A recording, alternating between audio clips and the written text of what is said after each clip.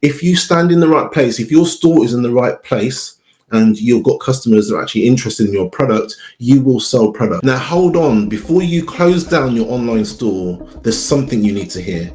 The next few minutes might be the difference between you quitting and you succeeding in e-commerce. Now you know selling online isn't just about having a great product, you need to be getting in front of the right customer. And if I can give you an analogy, if you are in an airport, for example, and you're standing at the gate and the airline has just announced that they're not going to provide water on the actual airline, what actually happens is if you stand in front of the gate where people are coming through and they realize that they're not going to be able to get much water on the actual plane or much drinks on the plane, if you're actually selling bottled water as they come in through the gate, what you'll find is you'll sell a lot of bottled water. The difference is though, if you stand outside of the airport, you're probably not going to sell as much water as you stand at the gate where they're going through and they're not going to be able to get as much water on the plane.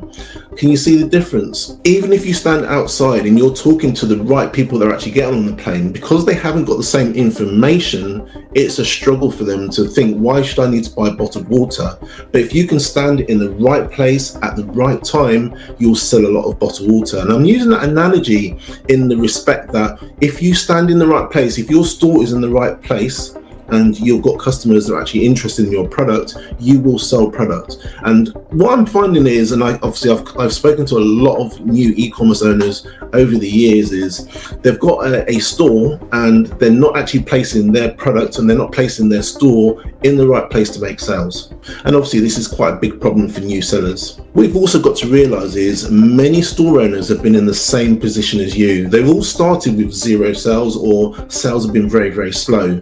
But what you've got to do is you've got to battle, you've got to fight through that, because every store owner has the same problem. When they open their store, no one knows who they are. No one has ever heard of the brand. You've got to make your product stand out and you've got to make your store stand out. And this is where conversion optimization comes in. You need to make your checkout process as seamless as possible. You need to make it as easy as possible for your customer to check out on. And contrary to what a lot of people are saying online, you really want to make it very, very simple for them to check out. You don't want to give them too many options. Also, you need to stand out in a really crowded marketplace. What you need to do is you need to pull up each store that you're competing with and just compare it with your store. What are you doing differently on your store that is actually different to the other stores that you see online? It's also really helpful if you can adapt to change. If there's a lot of change within your industry or a lot of change within your niche, you need to be able to adapt to it. So it's a good idea to actually see what your competitors are doing. And if they're doing something slightly different where they realize that something has changed, because you're a new store owner, it allows you to actually pivot and change really quickly as well. In most cases, it's not actually about having a perfect plan, it's being able to adapt to a new plan. Now, if you're struggling with these challenges, I absolutely get it, I totally get it. That's why we're offering a free 30-minute discovery call in the description of this video.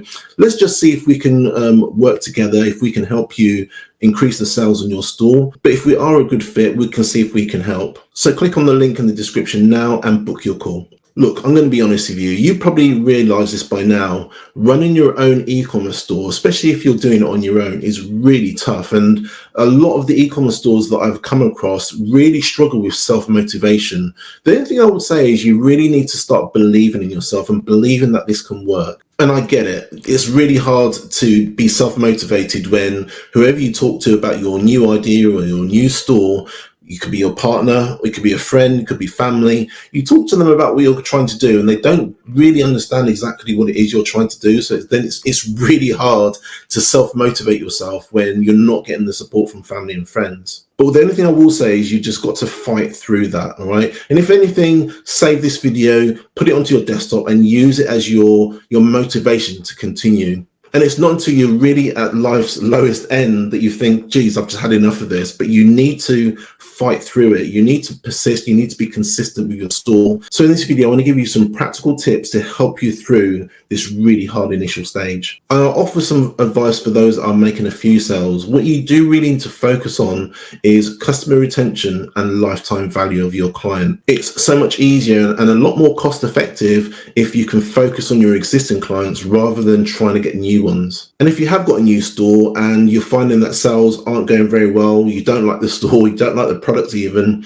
the great thing is it's the best time to pivot. Whether that's opening up a new Shopify store or if you've got a generic name as your store name, it's a great time to pivot if you're finding that the products you're selling aren't just not for you. It's not like opening up a storefront, a physical storefront, putting all your products in there and deciding that you don't want to do it anymore. It's with Shopify, it's a lot easier to pivot. When you've got an online digital asset, it's a lot easier to pivot than if you had a physical store. And I know people from outside looking in will probably deem it as a failure, but it really isn't. Trust me, I've started many websites in my time. I've started many Shopify stores in my time, and a lot of them, a vast majority of them in the early days were failures. But I basically learned how to pivot. I learned how to choose different products, and I've taught other people how to actually choose different products within a different niche if they feel they have to actually pivot. And you might be wondering who I am and who am I to actually give this advice. My name's Des from the Ecom Corner. I've helped multiple businesses scale their businesses from thousands to millions in a year. And I've gone through all the ups and downs that you're seeing at the moment. So that's why I decided to make this video. It's really important for me to get across how difficult it is to start a new store and how difficult it is to scale a new store. And I want you to use this video as self-motivation or as motivation to help you get through maybe the little mini crisis that you're having at the moment. And the reason why is because we've all been there. And I'll just repeat this again. Even the most successful e-commerce stores that you see out there at the moment have all gone through the stage that you're going through. They've all gone through the start phase and the actual scaling phase as well, and actually struggling to make that work.